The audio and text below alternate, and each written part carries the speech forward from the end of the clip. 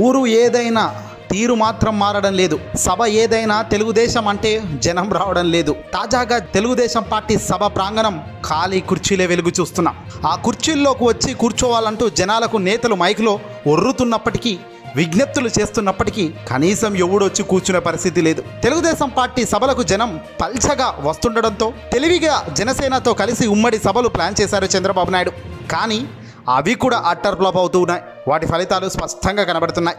మొన్న తాడేపల్లిగూడెం, ఈరోజు మంగళగిరిలోనూ same scene repeat అయింది.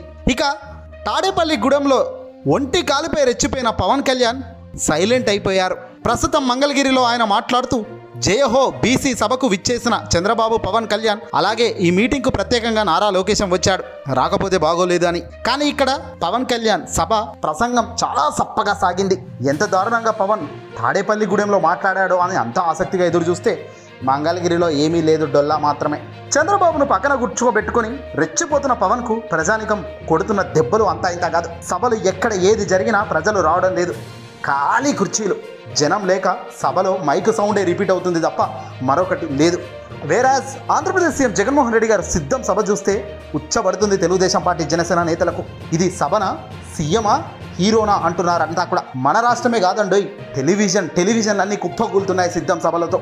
కర్ణాటక, తమిళనాడు, తెలంగాణ, బెంగళూరు, పెద్ద పెద్ద సిటీలు, పెద్ద పెద్ద పక్క రాష్ట్రాల్లో సైతం ప్రజానికం ఆసక్తిగా ఈ సిద్ధం సభలు చూస్తున్నారట. లాంగ్వేజ్ రాకపోయినప్పటికీ కేవలం ఆ జనాల యొక్క ప్రపంచం కోసమే టీవీలో అతుకపోతున్నారు.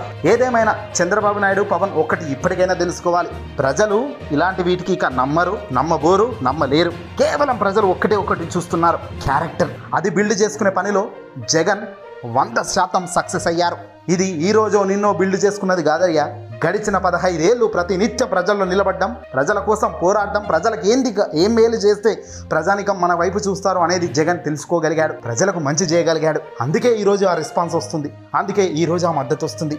ఎన్నికలు ఏ క్షణమైనా రాని, ఎన్నికలు ఎప్పుడైనా రాని, గెలిచేది జగనే అంటూ జాతీయ సర్వేల నుంచి రాష్ట్ర సర్వేల వరకు కోడైకొస్తున్నాయి.